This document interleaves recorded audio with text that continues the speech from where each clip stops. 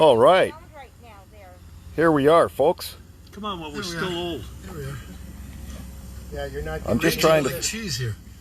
All right, here we are, folks. Welcome to this House of Musicians radio show interview with the one and only.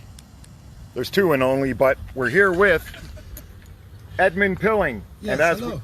we rotate your device, there's Edmund Pilling from Fludd, folks. Just for you. And the crowd went mild.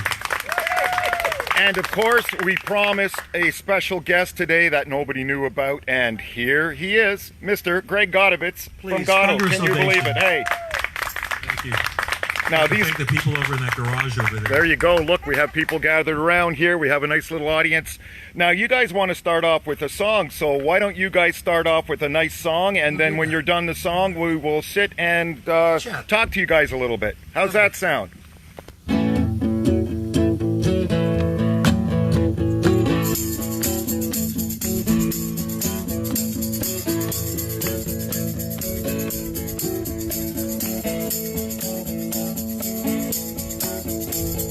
Walk before you run. I'm telling you it's just begun. And you need some time. Something you can't buy for a dime. So you look and you see what you're doing for me. Nothing.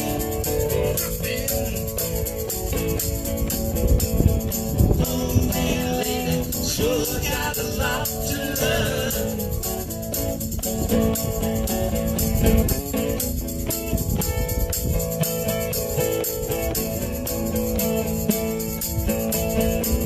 Will you take all the money and you put it in a pie and you stick it in the oven and you really don't know what to buy? So you look and just see what you're doing for me.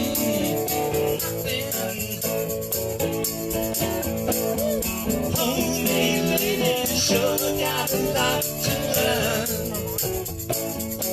Homemade lady, sure got a lot to learn.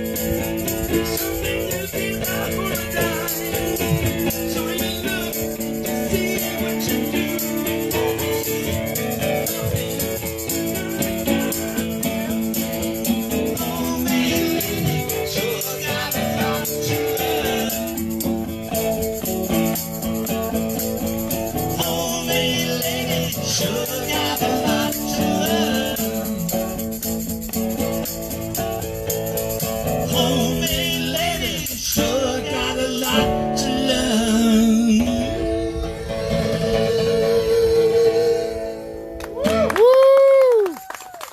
Two hands on the wheel, please, madam. So speed bump. All right, guys, that was excellent. Thank you, now, though. that song there came from... Cock on. Yes. That's a word you shouldn't use, apparently. Well, On. apparently not, but that's good. Why don't we talk about, fellas, how you guys met and got started real quick, briefly? Because I know you want to do another song. No, we don't actually. Oh, okay. I mean, I met you before you met me. Did you? I did. I started high school in 1964. I was 13 years old, and Ed's brother Brian was in my homeroom class, and he was actually sort of greasy back then. I already had a Beatle haircut, which is now, of course, flown the coop. But we met on Twerp Day, which is the day where anybody over the grade 9 could torment the young kids. We thought hell with that. So instead, we went running across the field pretending we were like the Beatles in A Hard Day's Night. And let's get a band together. So we started rehearsing, and then the next thing, he shows up, and I'll start this off, and then you can take over it. We waited for about 2 hours in this little place, which is now a Wimpy's. It was a little greasy spoon restaurant. And we're excited because Ed, Brian's big brother's coming back from England. Well, he shows up, and he's got extremely long blonde hair for the time, very Brian Jones, Rolling Stones look, and a pea jacket. And the reason he was late was because the bus driver wouldn't pick him up. I mean, it was that bad. We had little Beatle haircuts back then. And Ed will tell you all about it now. Yeah, it was pretty weird, and I often think when people talk about prejudice now and stuff like that, it's always been there, and it's not just color; it's where you're from and your accent and your clothes. You can, just having long hair. We were terrified, not terrified, but cautious of walking around and not getting beaten up by people. I was terrified. Yeah. I always had him watching my back, though. So. Well, you were on the radio show with me, and you had a story about Greg one time. I think you. Well, that was only because there was 200. I had to pick one. Well, yeah. Well, let's hear one. Well, Greg was pretty, tough and mouthy for himself, which I admired. But sometimes they were bigger people, so I had to step in, and I became sort of the policeman of the band. And I was used to doing that in school, just looking after my brother. Because of the bully in the block, always wanting to beat somebody up. And unfortunately, he was tall, so we were playing in like Timmins or someplace.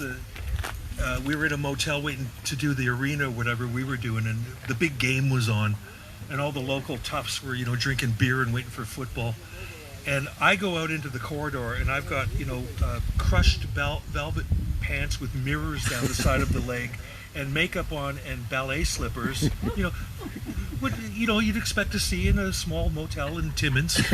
And these guys grabbed me and threw me up against the wall. And the one guy looked, he says, "What is it?" What is it? I didn't even know what I was, And then Ed comes out, and the guy goes, "Oh, check out Goldilocks here." And Ed just walks out and goes, bang! And the guy goes straight out, and the other guy goes, "No." And Ed grabs me and says, "Stay in your room until we leave for the concert." There you go, eh? My hero. Yeah. That's great. So you guys got together. I know you went to England, Ed, for a bit, and then you came back and met back up with Greg. Well, talk about that for a bit. I was saying earlier, that's when I came back. I happened to be there when it was all actually just going on. It was starting, the big musical scene there. And it was stunning because everybody there played in a band, literally, and carrying around albums. It was a really exciting time. And we started this band then in Canada called Pretty Ones, and there's a sign here. Oh yeah, can somebody grab that for us back there, that sign? I believe it or not, because I started on drums and singing, and but my brother and I was sang harmonies and whatnot. That was my drum skin. See that? Yeah, talk about that. I think Greg gave you that. He found it, or his father found it for us in the garage. Because we always used to rehearse at Greg's house as this band. That's crazy. And this was the time when still around. We apparently thought we were pretty ones because the Ugly Ducklings were around. So we wanted to be. Well, they were like a Stones band, and we were more Pretty Things. Beatley band, yeah, Pretty Things. So it was quite an experience. And then Brian and I left after the Pretty Ones played for a while with Greg, and we went our separate ways until we had all the musical experience that we had in England with Cat Stevens and whatnot, when Greg was constantly playing here. And then we got back together again, and that started Fludd. Amazing. I love the way he sort of just fluffs over the fact that they backed up Cat Stevens. Yeah, you backed up. That is an incredible achievement. Touch on that for a bit. What amazed me about that more than anything is that we had become quite a big band, obviously, in Birmingham, which was no easy stroke, because that's a big town, like second to London. And as I say, there was tons of bands, so we became really popular to the point where Cat Stevens' brother heard about us and for some reason sent him up to Birmingham from London to pick us up to come and do this tour he wanted to do in Europe. Out of all those bands, amazing. Yeah, it was quite astonishing, really. That's why when my brother and I talked to his brother in the pub out on our gig, we're like, oh yeah, here we go. I'm the Queen of England, you know. Until we went outside, and there's this great big long stretch limo. I thought, well, Christ, must be real. Yeah. And he came back to our house where Brian and I were staying with my Aunt Hilda, where we were born. Had a cup of tea and all that, chatting, and he said, and we're all excited, the band's with us all together. He said, but the thing is, you got to leave tonight. It's 2 o'clock in the morning. We've got a year's worth of gigs booked because we're doing that well. So we've got to crap out on all our responsibilities. Stop leave everything. the house and go to London. But music business kind of like that. When somebody like Cat Stevens, especially then, he was huge. Yep. Asked you to come and play with him, you better go. You don't want to turn the opportunity down. No, and say, no, I'm sorry, I'm booked. So we just went. And it was quite an experience. You mentioned Aunt Hilda. The first time I went to Birmingham with Brian and Ed, we also had another guy with us, whose name, hang on, it's my roadie. Sexy. Thank you very much. Yes. Sexy roadie. Oh, yes, straight vodka. I just want to know why Greg gets one and not Ed. Well, because I sleep I'm with nice to his wife. Yeah, they don't get tea. There was another guy that came with us whose name was Ray Daniels. So he was a fledgling booking guy. We've never figured out why Ray was with us. I had to sleep with him in a single bed in Aunt Hilda's upstairs in the attic, Yeah. right?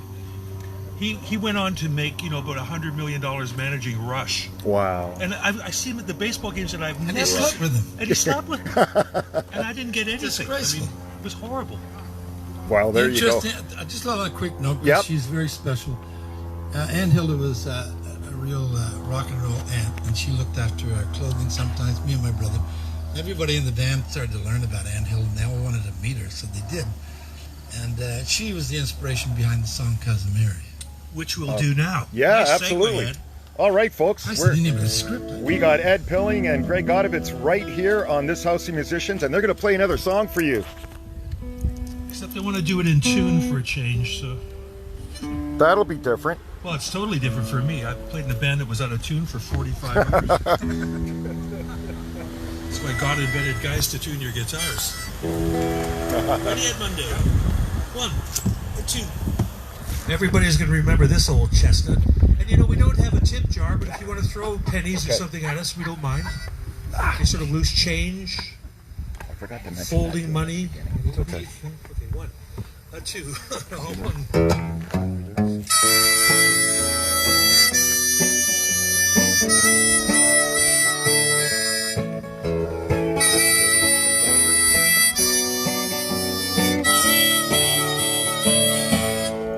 Cousin Mary was a lady who could really hold her own. She went fighting for her country. She went fighting for a home. Then there's the time she lost her husband. She was fighting for the right. She'll be leaving in the morning. Won't you please say goodnight?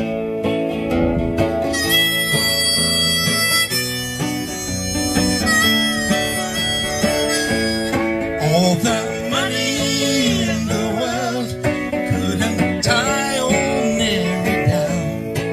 You can't believe her when she tells you that she's had her turn around. There could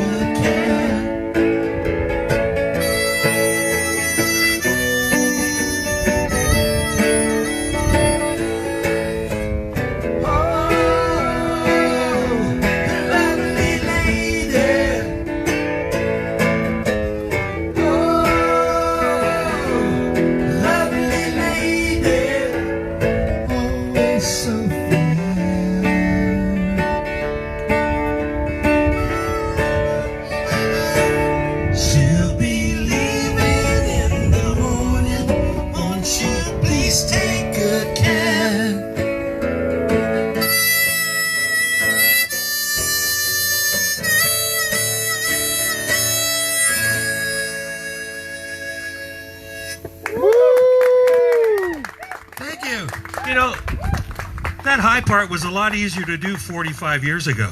Yes. I know. I was going to reach over and squeeze you somewhere. Yes, thank you.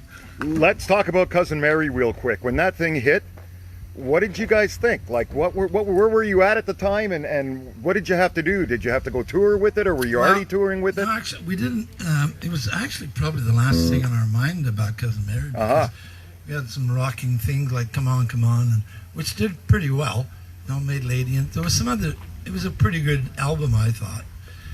But I guess the middle of the road, and it was weird because it was a little odd because it didn't actually represent what Fludd was. Not at all. That was the tough part, because you get labeled at that point like we're almost like a country band, and that was far from the truth. Right. Well, your Fludd was harmonica set it apart, and then of course the guy that owned the studio, Andy Herman, played banjo. He played banjo on it. So we really went there, you know. Wow. We to started make talking the with texture of the song. southern accents. But I guess you can't, you know, you don't argue with radio stations that want to play your music. So they did that. They loved that song. They played it to death, and which we're very grateful for. But it was always a little bit of a tough place for Fludd, because even Turn 21 or Brother and Me became big hits, and they weren't, except the only one that actually sort of did that was Get Up, Get Out, and Move On. Oh, totally. That expressed much more of what Fludd live was. Right. But nobody's complaining because they played them. So Yeah, sure. lovely. You just want to get airplay. It got a lot of plays for sure. And so you guys were touring at that time? Yeah, because we were doing it just prior to going to England. Wasn't it? But we did the East Coast a lot. We did the East Coast. So I And love then we the went East Coast. out to Vancouver. Yeah. Played out there. This glam rock was happening. Right. So we all had, fabulous eye makeup on, and, we had our toenails painted. Well, you see, one of the things I learned from when I came back from England, of course, I loved the way the British bands approach music on every level, especially performance, because when they got on stage, they were on stage for a reason. And I noticed when I got back to Canada, in North America in general, it was basically blue jeans and a T-shirt.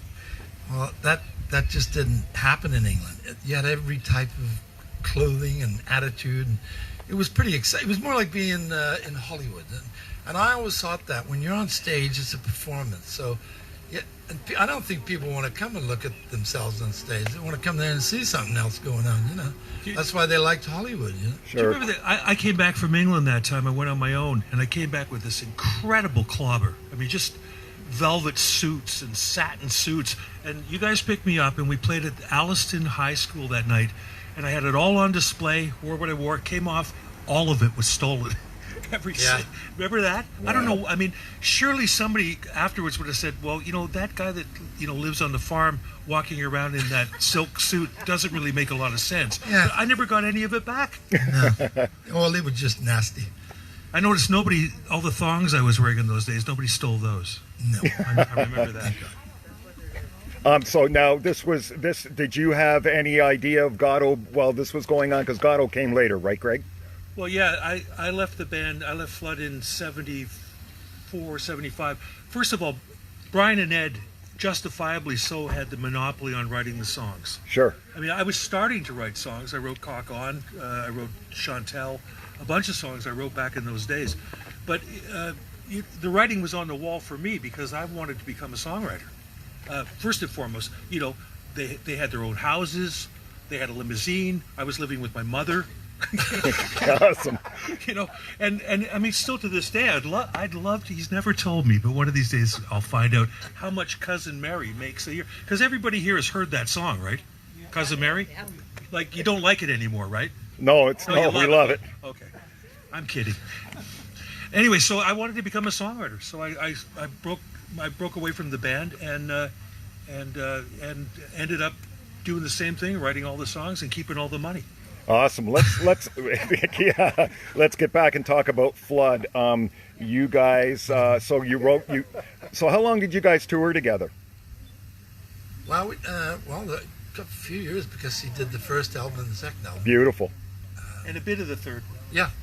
So it was quite a while. Okay. And I mean, we Greg's exactly right. I mean, I'm not comparing a spiny stretch, but I guess it was a little similar to what Harrison was with Lennon McCartney. It's hard unless there's a setup, and we knew Greg wanted to write more music.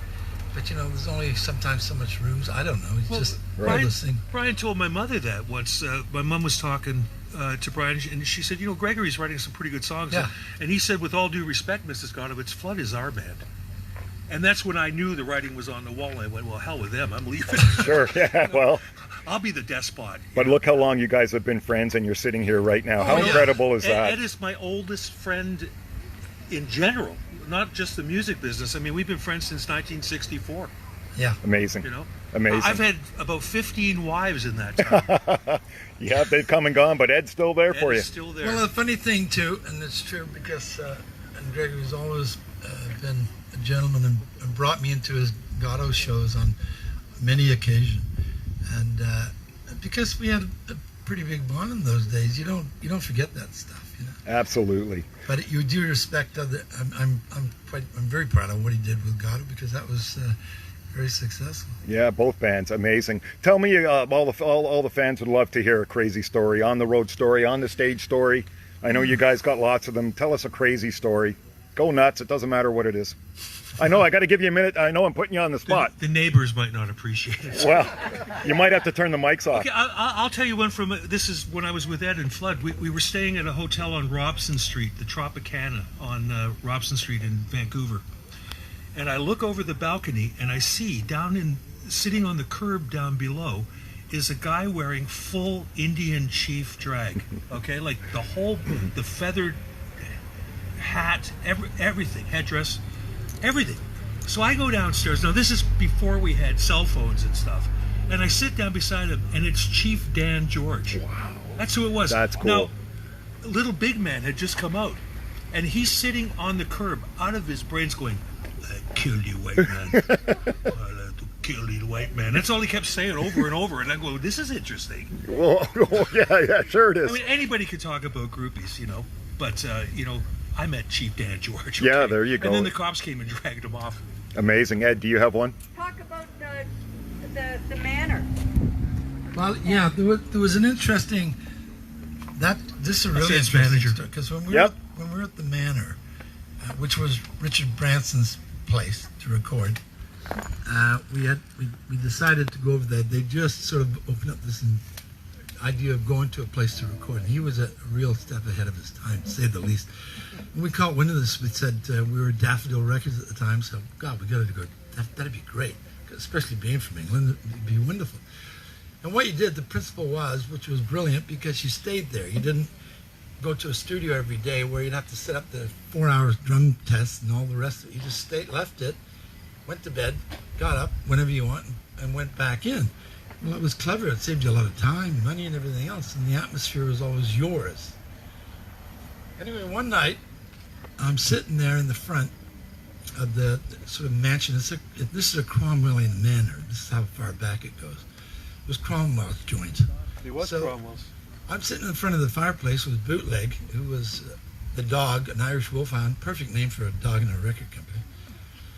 And Greg and John Anderson, who was the drummer at the time, came running out of the kitchen with dozens of eggs.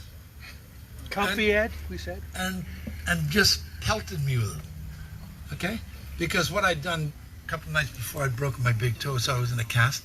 Yeah, tell them how you broke your big toe. Well, I was dancing down the tables at dinner. As you do. And I leaped off the end and broke my toe. So I'm in a cast, and they figured, Christ, he can't run after us. And they belted me with all these eggs. I was just covered in dripping eggs. And then all hell broke loose. It ended up with this absolute orgy of destruction. Eggs. But also buckets of water over the balustrade. It got silly. Under and we'd have a garbage can full of freezing cold water where people were like, getting to know each other in the rooms, the maids and all. And we'd kick open the door and throw ice water all over them. And the next morning, Richard Branson shows up, and I walk outside, and he goes, and I went, oh, shit. And he goes, I'd like a word with you. And I'm looking at his shoes going, boy, he's got really nice shoes. And he goes, I understand you had a bit of fun last night. And I'm going, he goes, well, the next time you do it, at least call me so I can join. That's amazing. We destroyed the place. One of the most tapestries covered in eggs. Legendary. The other fascinating part of that story at the manor, which was really incredible, there was a young fellow sitting in a seat across from me in front of the fireplace one night after we'd done a session. And I'm just talking to him, very quiet, hardly talked. Anyway, I find out later on, because the engineers had come to us and said, would you mind if Michael, this guy in this chair, uses your gear when you're not playing, because Richard is trying to get him to do an album and that. And they said, okay, no problem. And we get back to Canada not too long after, and it was Mike Oldfield doing Tubular Bells. Yeah, It was amazing. Crazy. He for some reason really hated me because I was He was so quiet, Greg. I was like Keith Moon, and he's like, like a church mouse. So one day I come in and I said, hey, Mike, what do you... Oh, you're writing there? Yeah. And he's going... And he's working on the score for Tubular Bells. I said, well, it's a bit chilly in here. I'll get the old fire going. So I load up the wood. I said, I just need something to light. And I reached over behind me, and I grabbed a piece of the original score of Tubular Bells and lit it on fire and stuck it in the fireplace. And he goes, ah! Wow. And I said, oh, was that your music? And then I walked out of the room, After That's that, he avoided me like the plague. That's incredible. Well, you guys want to do another tune? Sure. No. Right on. Well, I'm here with Ed Pilling, Greg Godovitz, the great band Fludd and the great band Goddo. Stoked to be sitting here with... call me Godovitz. Godovitz. Thank you. Sorry. Stoked to be sitting here with the... I don't want to get beat up either, Greg. Oh, it's okay, Ed. Ed could take you, I'm sure of it. Yeah, I'm sure he could. Sitting here Actually, ma'am, can I borrow your dog so I can sick him on this guy over here, please? Okay, let's do this one.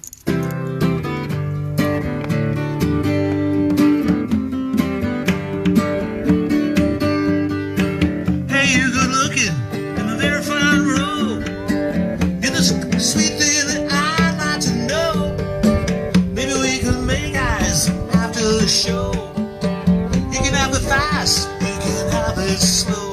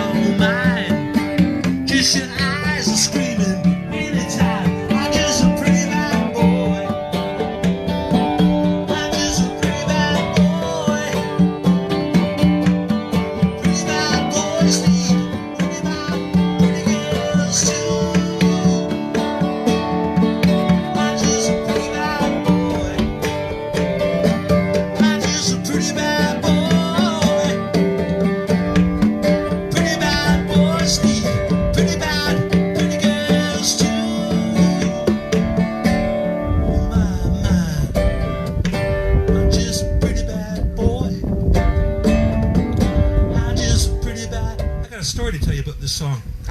Anybody remember this one from the radio back years ago? We're in the studio and we get to the middle bit and we could not find anything that fit for a guitar solo. But one of the roadie's little kids, Russell, he was about 4 years old at the time. I said, I got an idea. So we stuck him on a bucket. I said, Russell, every time I point to you, say I'm just a pretty bad boy. Biggest selling record we ever had. I didn't pay him a penny. Anyway, that's the end of that. Okay, that's it. Pretty bad boy. Awesome. There you go, guys. Thank you.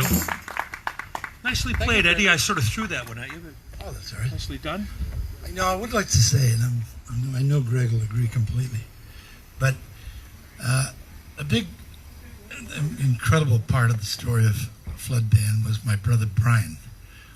And to me, one of the best guitar players, certainly would have been today at his time. Great writer and singer, and he spent 5 years having treatment for leukemia through the Princess Margaret Hospital, to the point where I don't know whether people know much about, therapy and all that, chemo and all that, but it knocks the hell out of you. So to be doing a 2-hour show every night and touring was absolutely unbelievable that he did that. We got a motorhome for that very reason. So we could take him from the hospital or from wherever, lie him down, and literally used to, put him up because he wanted to, and play. And he pulled it off, man. He still had a tremendous sense of humor about it too. No. Even when he knew he was dying. Never complained. He had to get his hair all fell out because of the chemo, and he had a custom-made Human wig, yeah. that looked like the way John Lennon had it long. And I've got a fabulous picture of him because he did this. He turned around backwards and put the wig on, so there was just this blank head there, and he didn't mind it being done. We took him in a restaurant like that once. Yeah, he didn't eat very much. I remember that. He had no freaked mouth. the waitress out there. But he was a Great pretty sense of- marvelous individual, and that's, to say the least, apart from the fact that he was my brother. But Yeah, that took a lot of courage and hard work. gone way too soon. Yeah. I was sometimes, whenever I think about Brian, I think what he would have developed into, as a songwriter, because him and Ed were already writing classics, Right. It would have been, and it was great for me because once I started writing too, I loved playing in my new stuff, because I could see there was that little sort of competition thing starting, He was right when And we liked the same kind of music. yeah, Sure. we grew up on the Beatles and all that stuff. It's funny because their younger brother Steve, he said to me once, he says, "So what's it like being the George Harrison Oh, there you go. of Fludd?" And I said, "I don't know. What does that make you, Andy Gibb?" And then he hit me. Can you get my guitar? And how many songs did you guys write together? My brother and I? Christ, hundreds at least. Geez, I never counted them up, but I mean, we did, I suppose, 4 albums and Nice. other things, and I did write an album with my young brother Steve when we did it a few years back called Floodlights, and we did that one. Thanks, Em. So, yeah, I don't really know. Okay, a lot of songs. That's good.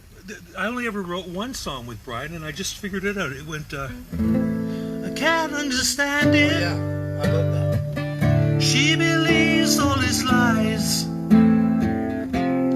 Fortune in man's eyes.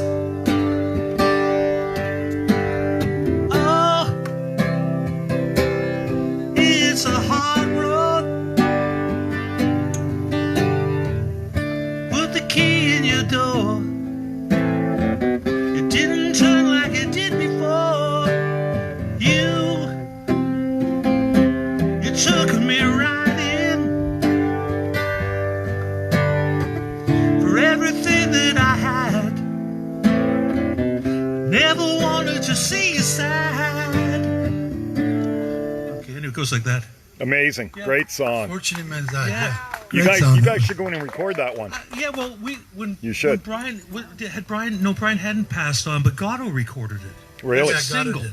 To make a couple of bucks for his kids and stuff. Yeah, you know? it didn't get on an album. No, we did. We actually covered "Homemade Lady" that Brian and Ed did, the one we did earlier, and then we recorded this, and it was we had a Mellotron, Beautiful and song. it was very Beatley, But that's the only song that Brian and I ever wrote together, and it's a darn good one. It sure is. I wrote most of it, by the way. Just I Folks, felt sorry for him, So All right, we're going to do one more? Yeah. folks, I'm sitting here with Ed Pilling and Greg Godovitz. See, I said it right this time. I'm sorry, Greg. Time, I'll tell you that. The band Fludd and Goddo as well. These guys were together in Fludd. Everybody knows that. Right here, on this House of Musicians radio show, and we're going to listen to It's called Ticket to Nowhere. Greg and Ed doing a song called "Ticket to Nowhere." This was in a movie. Yes, it is. What It was movie? in the Waterfield The Girl. New Waterford Girls. New Waterford Girl. Awesome. And yeah, it was in a Amazing. movie. We went to see it. It was great, wasn't it? You forgot that? I remember everything.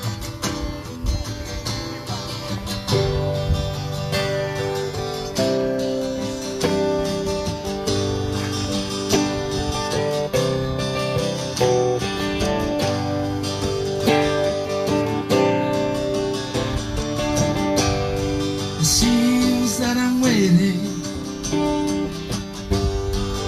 ever for you. A ticket to nowhere. Pictures of you. My hands in my pocket.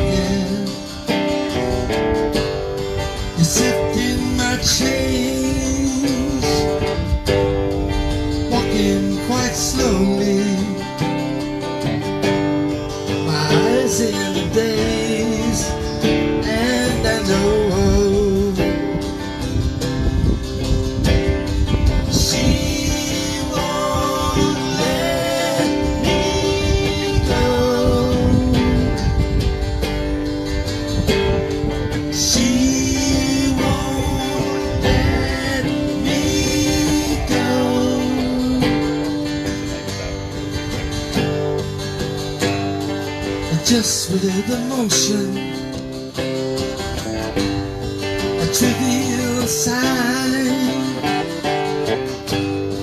You lift up my spirits, 'cause you're my desire, and I know she won't let me go. She won't let me go.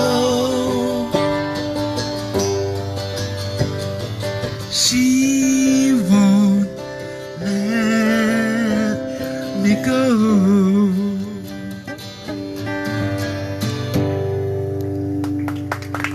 Very nice, guys. There you go. Thank you.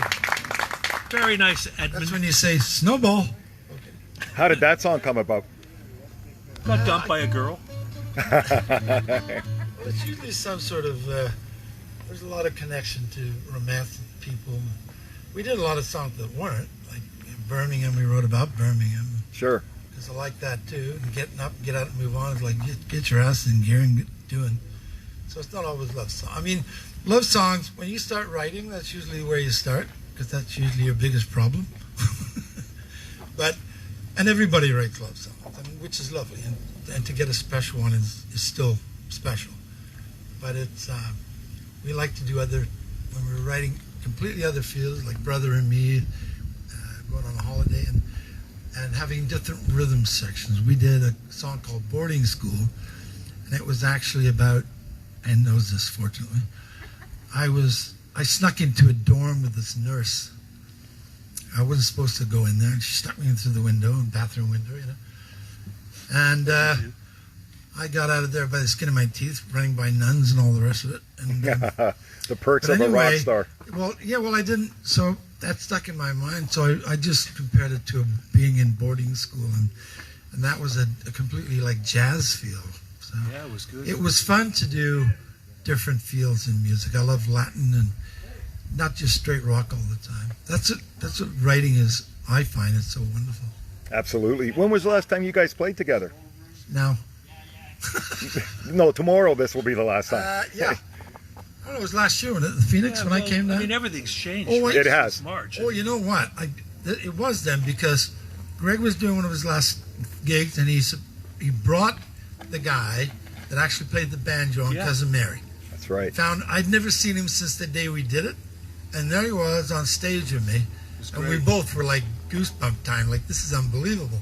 So that's what it was at the Phoenix. Yeah, really, it was great to have the original guy play There he that was. part, you know? It's Amazing. Like, I didn't even know where he'd gone. And like, Did he play it flawlessly? Oh, totally. That's Oh, amazing. yeah, of course. It was like I'm looking at him thinking, Christ, I never thought I'd be on stage with you playing this song. It was great. Incredible. Yeah. Do you guys want to do another one? No. We can keep talking. That's fine. I'm loving it. I'll do it. I've got. You do it. I have a love song I can do. Just let There me you go. tune up again. I wrote a whole album when I was in Calgary about one person. I called it "Amuse Me," the album, because well, that's what she was. But the song started out. At first I wrote the table set, the houses. No, I got a table set, the houses. I can't remember, but it was like a Paul McCartney song. I figured that'll work, And then I started writing other songs until as the relationship got worse and worse, the songs got worse and worse. So I wrote one called "I Ain't Your Jesus." Wasn't very nice. "Letting You Go Gets Easier Each Day." Not very nice. But this was the first ballad I wrote. And this is, sorry, Greg, this is off your solo album. This is off my solo album, "Amuse Me." And Ed is going to play conga drums on it. Aren't you, Ed? Am I? Yeah. Voluntold. Such a bully.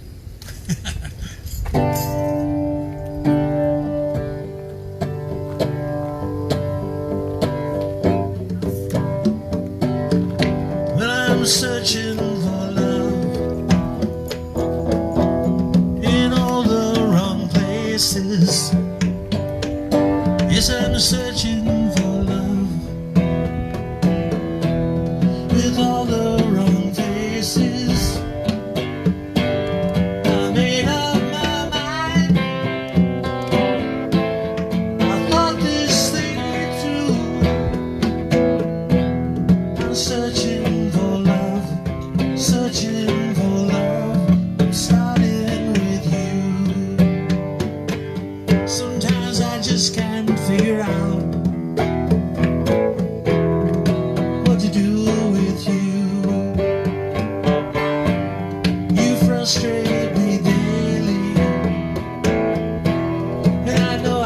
frustrate you. But how can we fix things when communication ends? We have to talk it out. We have to find the truth on which it so depends. So I'm searching for love in all the wrong places. Yes, I'm searching for love with all the wrong faces. I made up my mind. I thought this thing through.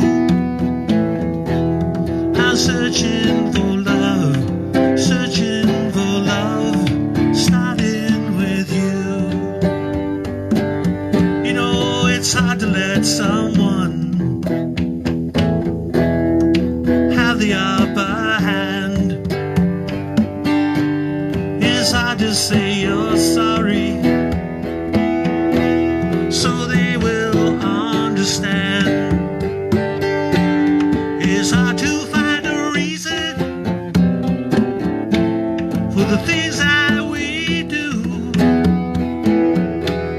It's hard to know what's right, it's hard to know what's wrong, and it's so hard loving you. So I'm searching for love in all the wrong places. I'm searching for love with all the wrong faces. Made up my mind, and I thought this thing through. I'm searching for love, searching for love, starting with you. Yeah, I'm searching for love, searching for love, starting with you. I'm searching for love, searching for love, and I'm starting with you. Woo! Amazing, guys. Not a dry depends in the house. Have you guys ever considered, folks, you're here watching this House of Musicians radio show, live interview with Ed Pilling and Greg Godovitz. Have you guys actually really considered sitting down and writing an album and doing an album together? No. Okay. Can that happen? Well, you might have noticed something, and I usually don't cop out of myself, but every time I went to play a C chord in that, I've got this hideous thing for a guitar player called Dupuytren's contracture, which means that my fingers no longer do what I want them to do. Mm-hmm. So when I go to play a C chord, like it sounds, I can't make the chord anymore. Yep. So Understandable. personally, I think that my playing days are almost finished. But I mean, we could. Ed could play guitar Listen, and I'll sing with him. Your voice hasn't changed. You can still sing. Well, I always said that to him. He's lucky that a Both lot of of people he can sing. I mean, it's a terrible thing that's happening. Our old friend, we know very well, Gord Wazik, who's one of the greatest guitar players around, and he like practices to this day 6 hours a day. But last year he lost the use of his hand for 2 months. I thought he was going to, poor beggar, was going to go mental. But we did point out to him, perhaps you don't need to practice 8 hours a day anymore, you know, to play guitar. But you know, it's got nothing to do with that. No, I know it does not. Mine's hereditary. My We were dad just- had it. My I was brother just had pulling it. his leg. Yeah. And of course, all those on the road activities, which, you know, he's got to stop doing that. Sure. But other than that, he's a lot better, and he's playing again, so he's just taking it easy. But Greg is, I feel for anybody. I remember the famous Dudley Moore had the same thing. He got sick and he couldn't play the piano because he was a jazz pianist. It just ruined his life. He just didn't want to be Heartbreaking. It's horrible because It's what you do. It's all. I've been doing this for 56 years. Yep. I finally figured out all the chords. Now I can't play them. Exactly. Hello up there. If you're listening, It's That's just like hilarious. being if a you're young. listening, get rid of Donald Trump and then deal with my hand. It's just okay? like being a young man when you're in your best stage of your life, having sex. There you go. And all of a sudden, menopause comes along, screws your entire life up. And I is think I'll take it away now. and is He really is annoying, you know that? Resemble that remark. Here, use this. Ed's boss is trying to give him a guitar. No, let him use this one. It sounds better. She bought me No, that one. it's got a better. It's got a better bought me amp. that one. I know, but it's got a better amp. Now, Greg, you got to get on the bongos. Oh no, you don't want that. I'm just going to sit here and admire from afar. Might do something. Try something new. If you're just tuning in, folks, I'm sitting here with Ed Pilling and Greg Godovitz.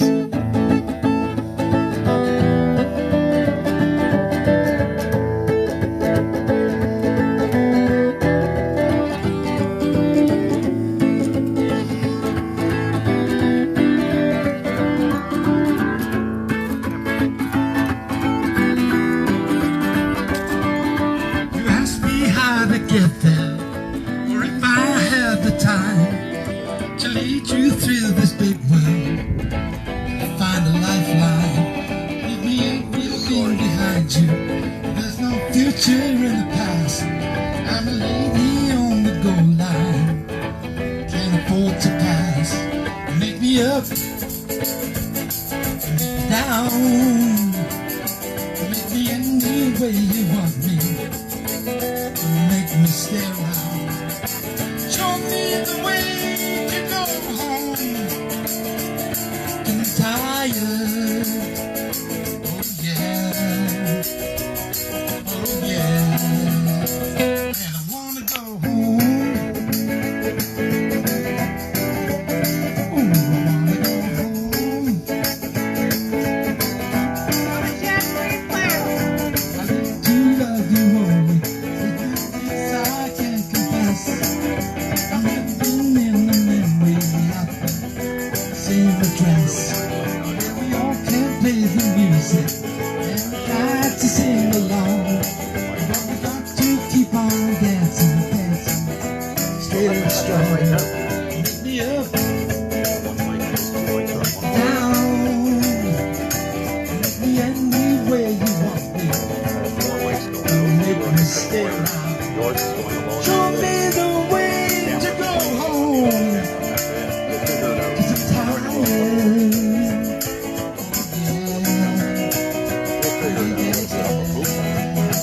And I wanna go home. I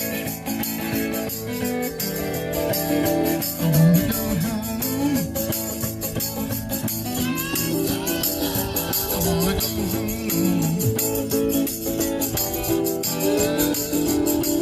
go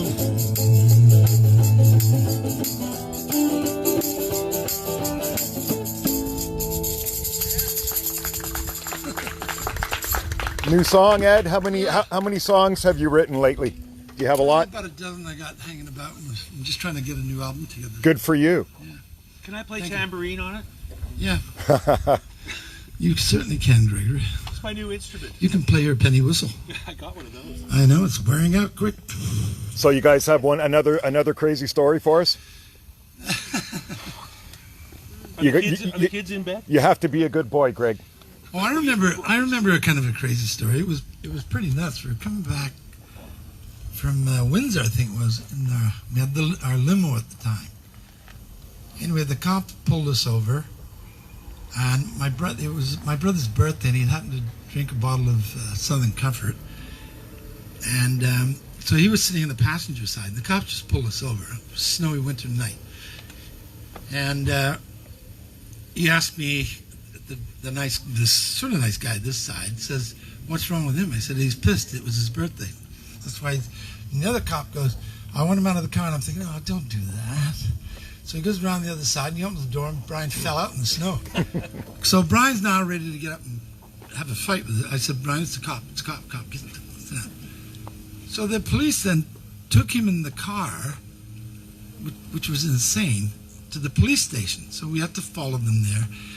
And I'm sitting in the car and waiting. They told us to stay there, and our manager and we were going to just stay there. And they dragged him up this big long staircase to the police station. It was at the top.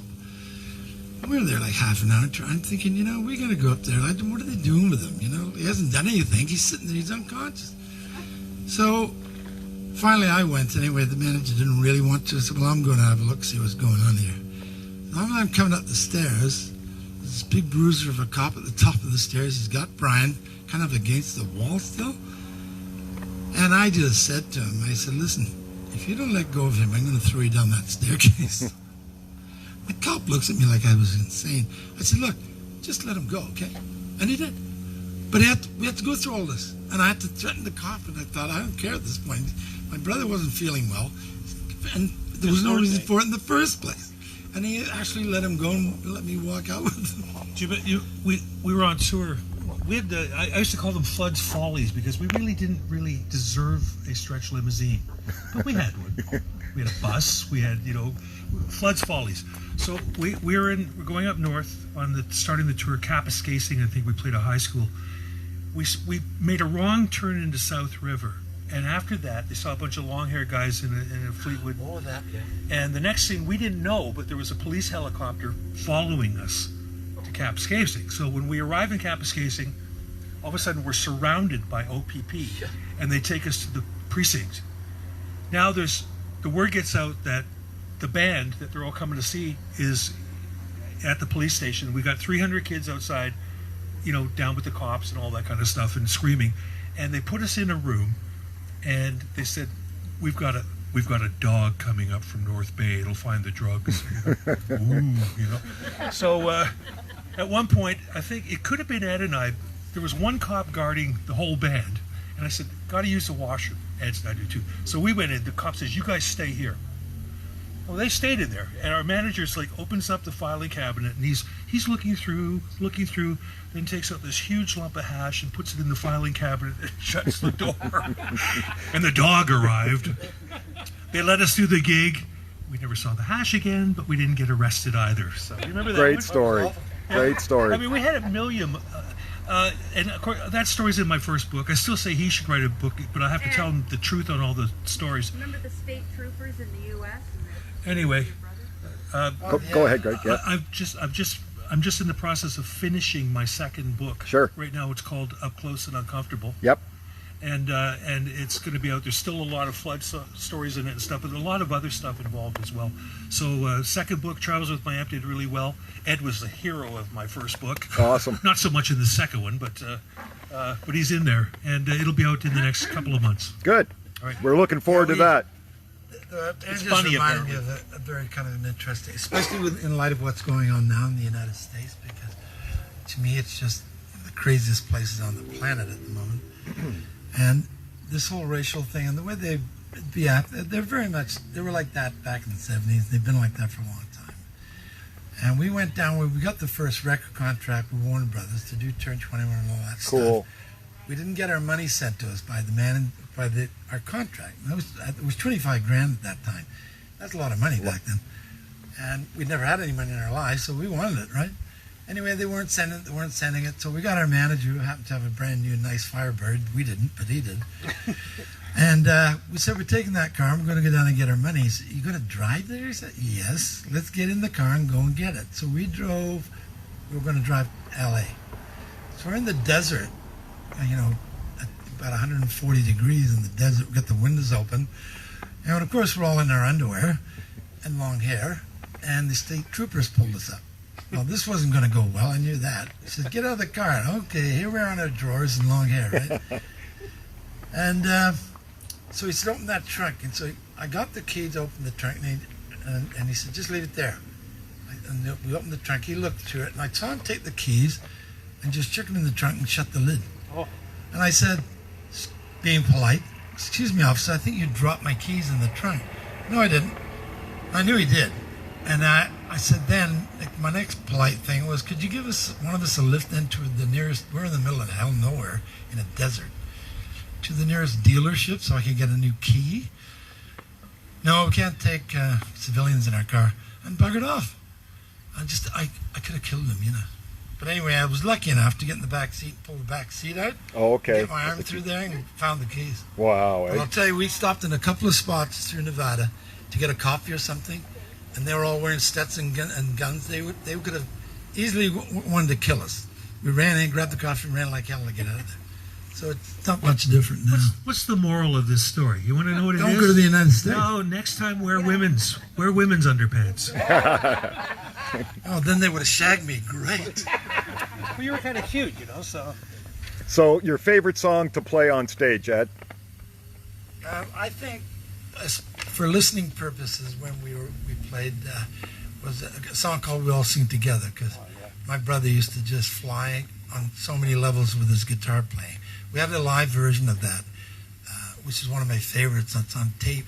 I just found the tape in there. Yeah, We says played. lead on it, lead vocal on it. Yeah, we opened up for the Electric Light Orchestra at the Gardens, and that night he Amazing. just thought, "I'm in Maple Leaf Gardens, I'm going to play," I'm going for it. and he was amazing. So it's always stuck in my mind.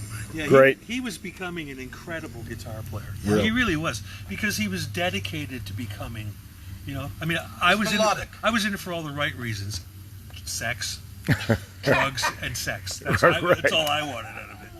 But Brian was like, he would study. You know, he was becoming a fluid. He was like Alvin Lee. You know, like he could play too many notes. You know, but you could get him. Well, his Sure. favorite guitar player, and mine was Jeff Beck, who was like a different type of interesting guitar, to say the least. A guy like Clapton is a wonderful player, but I've kind of heard it all before. Jeff Beck, you haven't. Oh, yeah, he's the best. He goes somewhere else, and that's my brother was kind of like that. Awesome. And your favorite song to play on stage? Greg? Sweet Thing. I mean, it always got the biggest round of applause, you know. I always felt, you know, sort of stupid at, 69 years old singing a song about a 16-year-old. That's why they arrested you. Many times. It's funny, though, because times have certainly changed since then. There's lots of rock songs back in the day about, 16, 17-year-old girls. So We can't do that now. it's no, you can't. I It's just just, lost my it's mic. crazy. Look at one. You guys, I will show you one thing before I run out of here. Yep. Ed, continue. But this was a song we used to do back in the 60s. It was a Stone song, and it would go. Hang on. There. Oh, there's cameras here.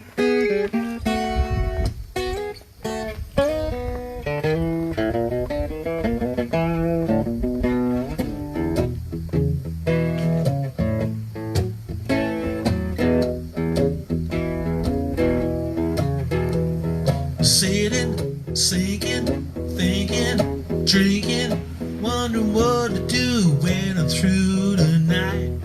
Smoking, moping, baby, just hoping some little girl will pass on by. Don't wanna be alone, but I left my girl at home. Well, I remember what she said.